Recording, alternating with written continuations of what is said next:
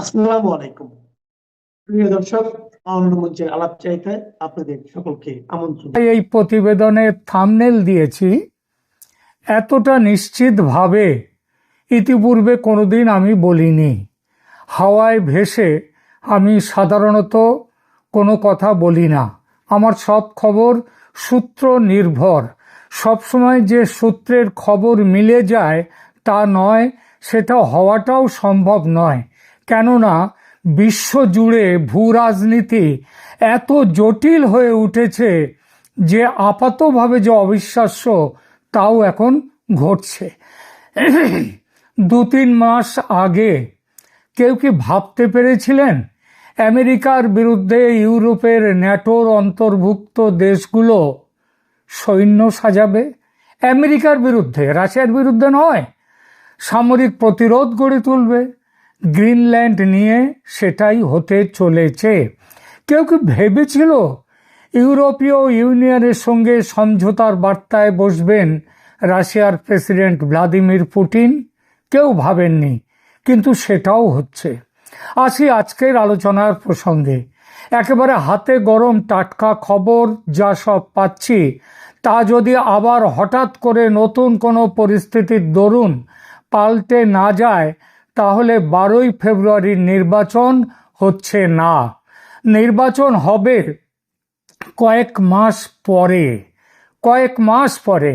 নির্বাচন স্থগিত হয়ে যাওয়ার 2 থেকে 3 মাসের মধ্যে প্রধানমন্ত্রী শেখ হাসিনা দেশে ফিরবেন। অবশ্য প্রধানমন্ত্রী হিসেবে সম্ভবত নন, আসতে পারেন কেয়ারটেকার সরকারের প্রধান হিসেবে, কিংবা কোনো সরকারেরই প্রধান নন, তিনি চলে আসতে পারেন। তখন একটা প্রশ্ন আসবে যে তার বিরুদ্ধে তো নানা রকম মামলা আছে, তার মৃত্যুদণ্ডের সাজা আছে। এই সময় কি তার আসাটা তার পক্ষে নিরাপদ কিনা, আমরা সেসব আলোচনায় যাব। তবে তার আগে বলি, তিনি আসার আগে মোহাম্মদ ইউনূস তার দায়িত্বে ইস্তফা দিয়ে চলে যাবেন। যুক্তরাষ্ট্র বা ইউরোপের কোনো দেশে নয়, পৃথিবীতে ছোটখাটো এমন বেশ কিছু দেশ আছে যেখানে বড়সড় পরিমাণের ডলার জমা দিয়ে নাগরিকত্ব পাওয়া যায়। সম্ভাবনা আছে তেমন কোনো দেশে যাবেন নোবেলজয়ী ডক্টর মোহাম্মদ ইউনূস। কোথায় যাবেন সে জল্পনা বাদ দিয়ে এটা বলা ভালো, তিনি চলে যাচ্ছেন। এবার দু কথা বলি, কি এমন পরিস্থিতি হলো যে আমি এতটা জোর দিয়ে বলছি যে শেখ হাসিনা ফিরছেন দেশে? এর উত্তর একটাই, অন্য কারো কথা নয়, এমন ইচ্ছার এবং সিদ্ধান্তের কথা নিজেই বলেছেন নেত্রী। কিন্তু হঠাৎ করে এখন তিনি বলতে গেলেন কেন এ কথা? এটা কি কেবলমাত্র তার ইচ্ছার বহিঃপ্রকাশ, নাকি এই সিদ্ধান্তের পেছনে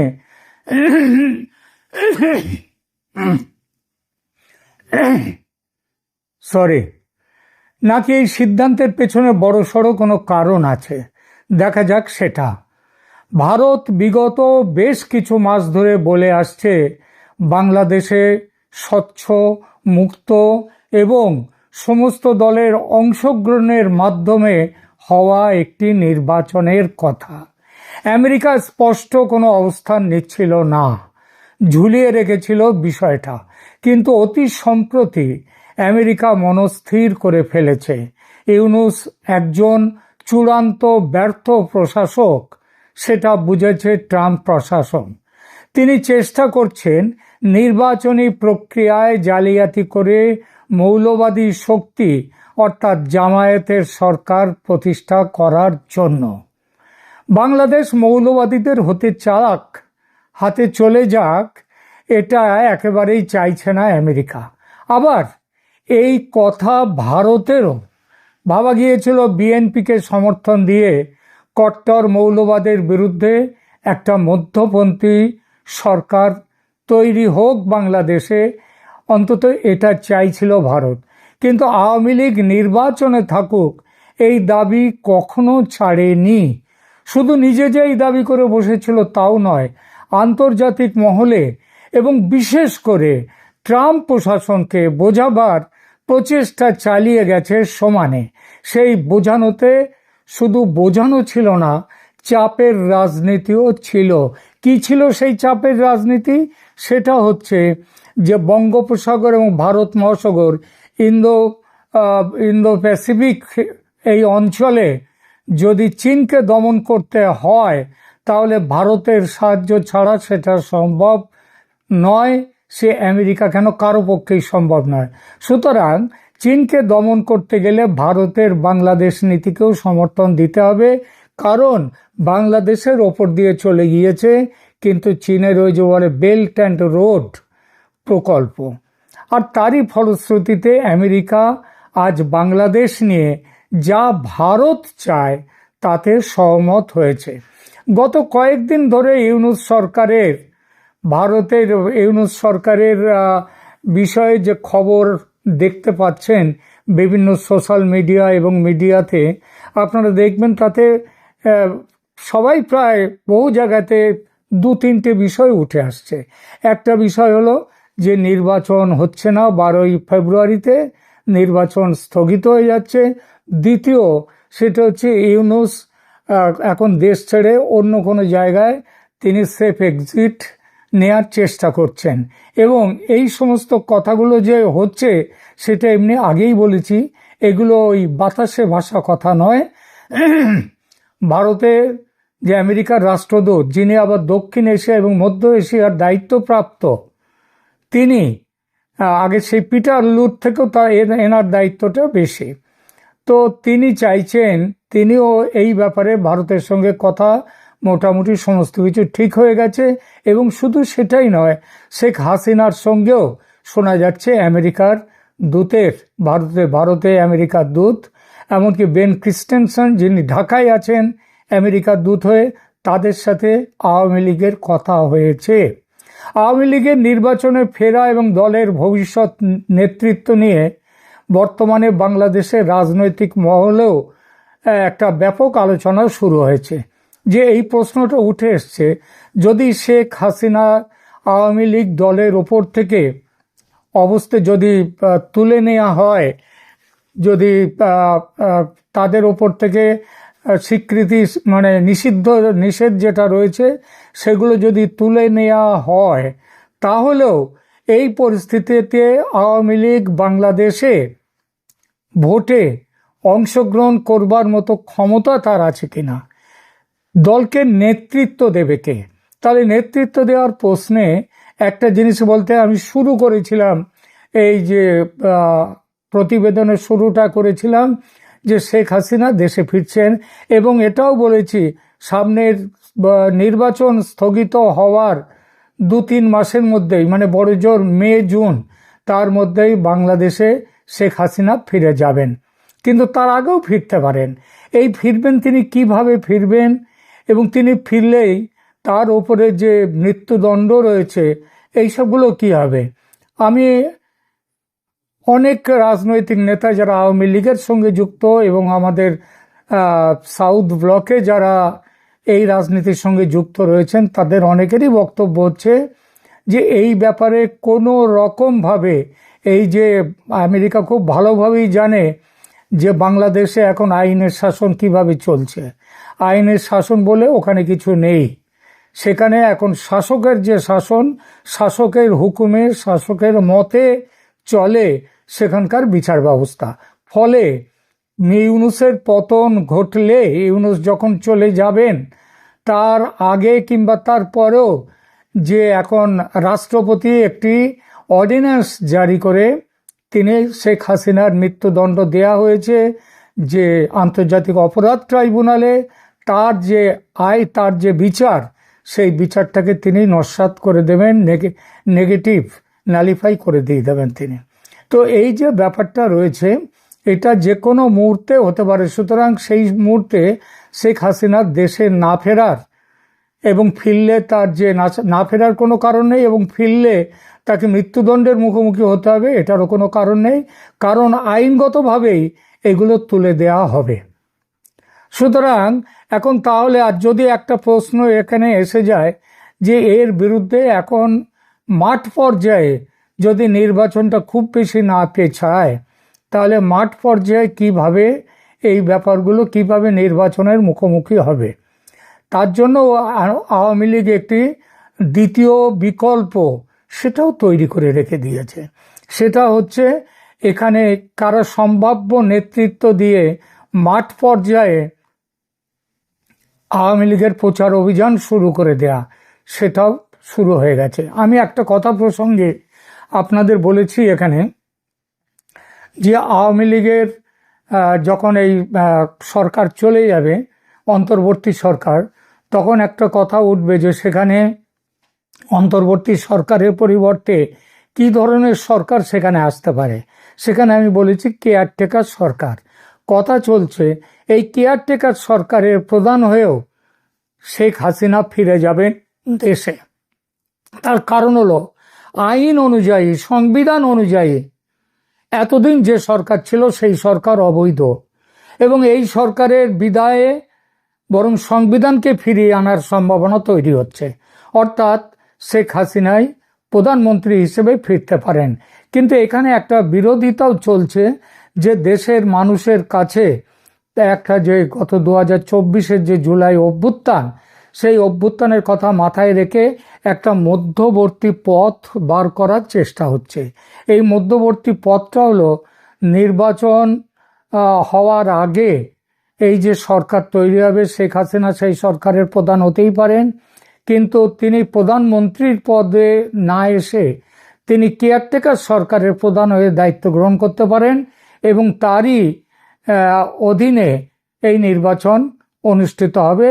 সেটা 3 মাস পরে হোক কিংবা তার কিছু সামান্য কিছু আগে পরে হোক, যেটাই হোক সেটা হবে। সুতরাং এখন এই পরিস্থিতিতে একটা পরিষ্কার জিনিস দেখা যাচ্ছে যে শেখ হাসিনা দেশে ফিরছেন এবং ক্ষমতাতেও ফিরছেন। এই ব্যাপারে ভারত, আমেরিকা একমত হয়ে গেছে। সবথেকে বড় দুটো স্টেক হোল্ডার বাংলাদেশের ব্যাপারে, একটা হচ্ছে ভারত আর একটা হচ্ছে আমেরিকা। যাতে আমেরিকার স্বার্থ এতদিন ধরে যেটা যে পদ দিয়ে ইউনুসকে দিয়ে যেসব কাজকর্মগুলো করে নেওয়া হয়েছে সেইগুলোর ব্যাপারেও সদিচ্ছা, সেইগুলো ভালোভাবে এবং কি বলবো সহৃদয়ভাবে সেগুলোরও আলোচনা করে সেই ব্যাপারে সিদ্ধান্ত নেবে পরবর্তী সরকার। এমন একটা বোঝাপড়ার ভিত্তিতে কিন্তু শেখ হাসিনা দেশে ফিরবেন। এই পর্যন্ত এইভাবেই ঠিক হয়েছে। আশা করা যায় যে মে-জুন মাসের মধ্যেই বাংলাদেশের পরিস্থিতি শান্ত হয়ে আসবে। গতকাল 17 জানুয়ারি 2026 তারিখে নয়াদিল্লির প্রেস ক্লাব অফ ইন্ডিয়াতে বাংলাদেশ আওয়ামী লীগের পক্ষ থেকে নিযুক্ত আন্তর্জাতিক এক আইনি সংস্থা এবং দলটির শীর্ষ নেতারা একটি সংবাদ সম্মেলন করেন। এই সম্মেলনের মূল উদ্দেশ্য ছিল 2024 সালের জুলাই আগস্টের গণ অভ্যুত্থান নিয়ে জাতিসংঘের মানবাধিকার বিষয়ক হাই কমিশনার ভলকার তুর্কের, মানে কুখ্যাত ভলকার তুর্কের রিপোর্টের তীব্র বিরোধিতা করা হয় এবং সেটিকে একেবারে নিরপেক্ষ নয়, একপাক্ষিক হিসাবে দাবি করা হয়। সম্মেলনের বিস্তারিত তথ্য যেটুকু জানতে পারা যাচ্ছে এবং যেটা সংবাদ মাধ্যমে সারা ভারতের প্রায় সমস্ত সংবাদ মাধ্যমেই এই খবরটা তুলে ধরা হয়েছে। সেখানকার মূল আলোচক কারা ছিলেন এবং প্রতিনিধি দলে কারা ছিলেন সেটা একটু দেখা যাক, কারা এই সংবাদ সম্মেলনে ছিলেন। প্রথম নাম ডক্টর হাসান মাহমুদ, সাবেক পররাষ্ট্রমন্ত্রী।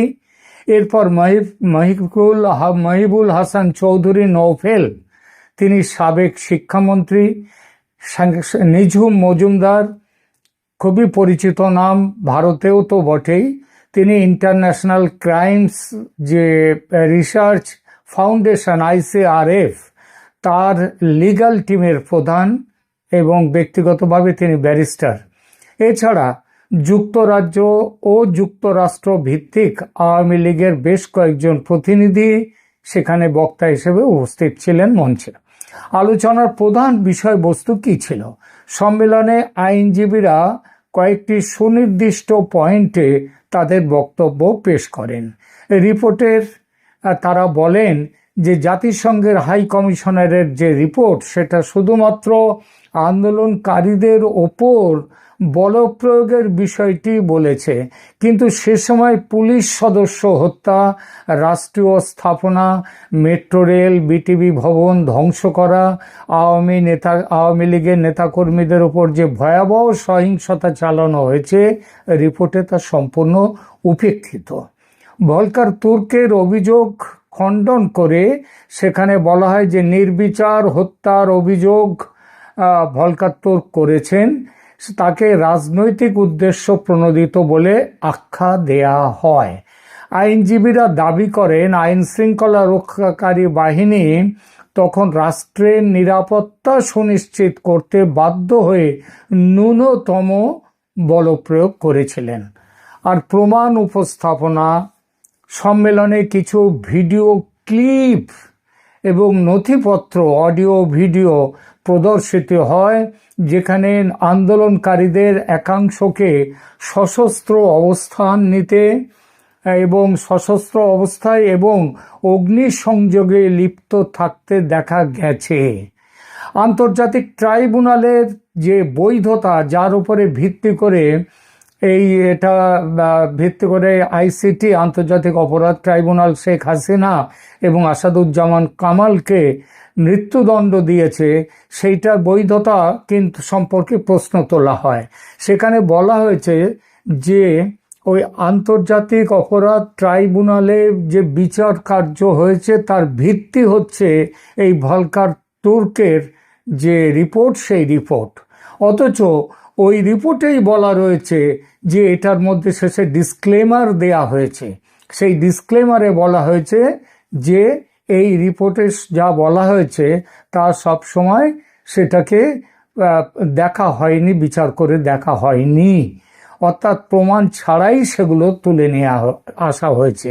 ফলে বাংলাদেশে বর্তমানে যে আন্তর্জাতিক অপরাধ ট্রাইব্যুনাল এখনো বিচার কার্য চালাচ্ছে তার নিরপেক্ষতা ও স্বচ্ছতা নিয়ে প্রচণ্ড বড় একটা প্রশ্ন তোলা হয় এবং বলা হয় এটা হচ্ছে একেবারে রাজনৈতিক প্রতিহিংসা। এরপর সাংবাদিকদের প্রশ্নোত্তর পর্ব হয়। এটা প্রথম দিকে ঠিক ছিল না, পরবর্তী সময় প্রথমে ঠিক ছিল যে প্রশ্নোত্তর পর্ব বলে কিছু থাকবে না, কিন্তু পরবর্তী সময়ে এই প্রশ্নোত্তর পর্বটা গ্রহণ করা হয়। সেখানে বলা হয় সংবাদ সম্মেলনে উপস্থিত ভারতীয় আন্তর্জাতিক সাংবাদিকদের প্রশ্নের জবাবে আইনি প্রতিনিধি দল কিছু গুরুত্বপূর্ণ মন্তব্য করেন।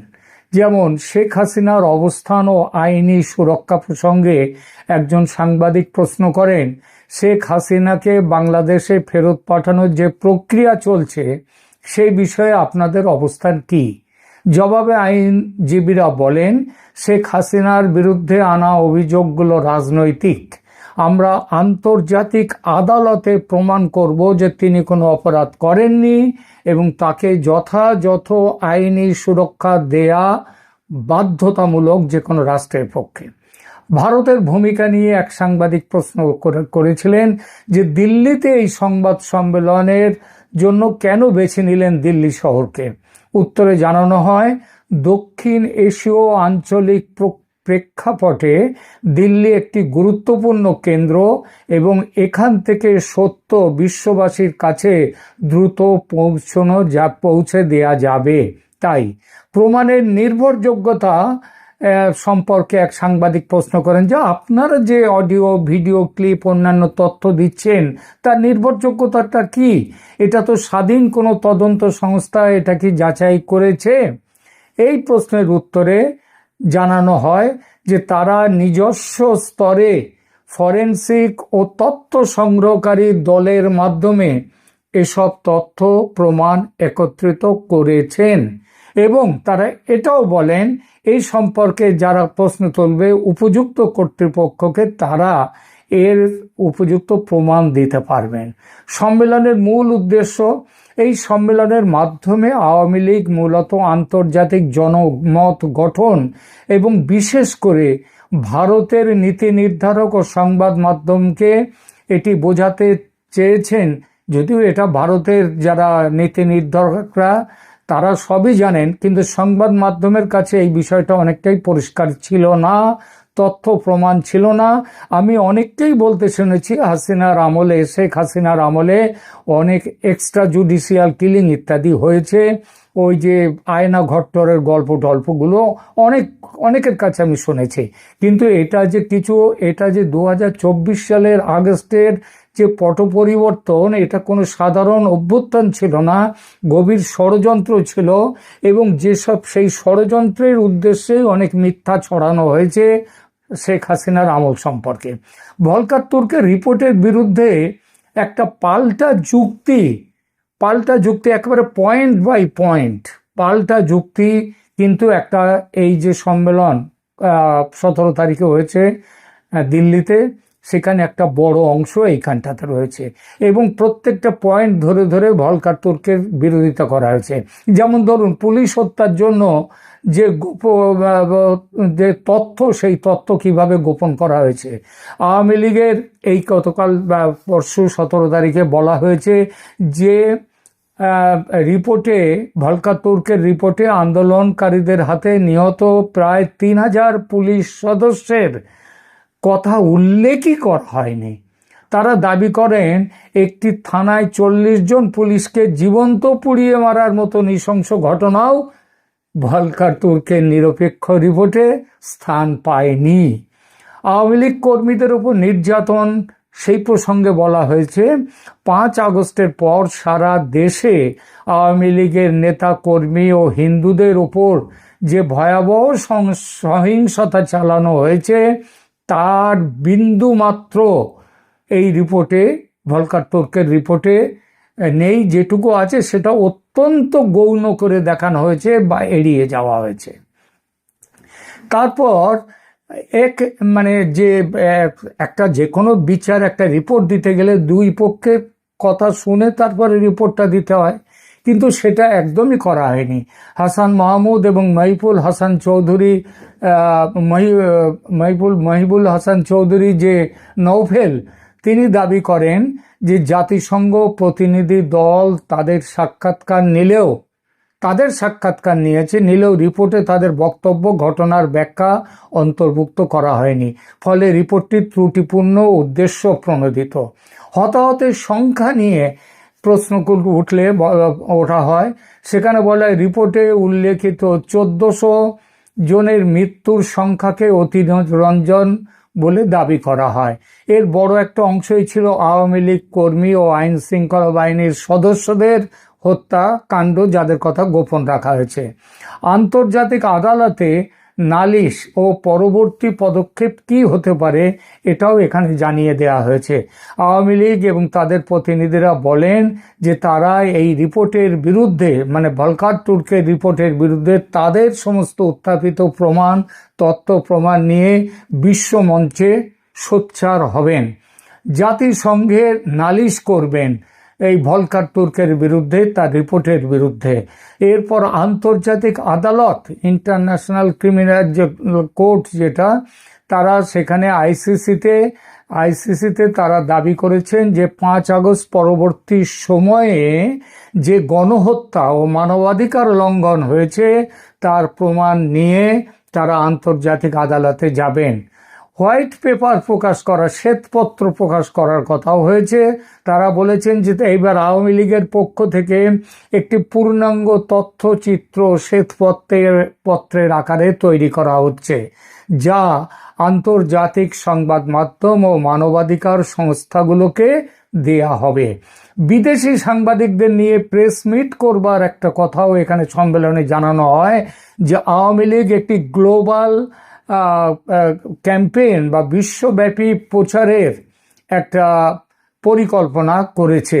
এই প্রচার খুব শীঘ্রই লন্ডন, জেনেভা এবং ওয়াশিংটনে বিদেশি সাংবাদিকদের নিয়ে এই প্রচার, বড় ধরনের সংবাদ সম্মেলন করার প্রস্তুতি চলছে। উদ্দেশ্য হলো কি?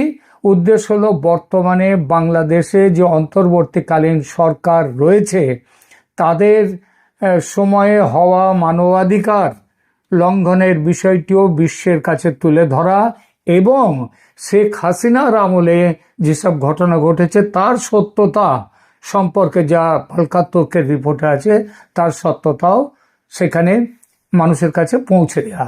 সাংবাদিকদের প্রশ্নের জবাবে হাসান মাহমুদ স্পষ্ট করেন যে তারা শেখ হাসিনার নেতৃত্বেই আবার দেশে ফিরে রাজনীতি করবেন। তারা বর্তমানে বাংলাদেশে যে নির্বাচন হতে চলেছে তাকে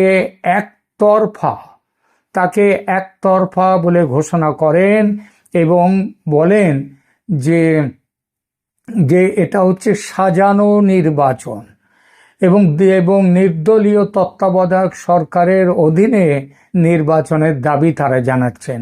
আওয়ামী লীগের পক্ষ থেকে আয়োজিত সংবাদ সম্মেলনে মূলত ইন্টারন্যাশনাল ক্রাইমস রিপোর্ট ফাউন্ডেশন তাদের একটি বিশ্লেষণমূলক প্রতিবেদন সেখানে পেশ করে। এই সম্মেলনে আওয়ামী লীগ নেতৃবৃন্দ এবং আইনি প্রতিনিধি দল, জাতিসংঘের মানবাধিকার বিষয়ক হাই কমিশনের যে কমিশনার ভলকার তুর্কের রিপোর্টের চুলচেরা বিশ্লেষণ করেছেন। সেখানে উপস্থাপিত প্রমাণাদি পর্যন্ত তারা দিয়েছেন।